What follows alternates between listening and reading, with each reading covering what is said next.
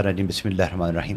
مدنی بھائی، جس طرح مختلف عقائد ہیں، بحیثیت مسلمان ہمیں ان عقائد پر ایمان لانا ضروری ہے۔ عقیدہ توحید ہے، عقیدہ رسالت ہے، انبیاء پر ایمان لانا ہے، آسمانی کتب پر ایمان لانا ہے، آخرت پر ایمان لانا ہے۔ ان تمام عقائد کی جو جان ہے وہ عقیدہ رسالت ہے صلی اللہ علیہ وسلم۔ اور پھر عقیدہ رسالت کے مختلف گوشے ہیں۔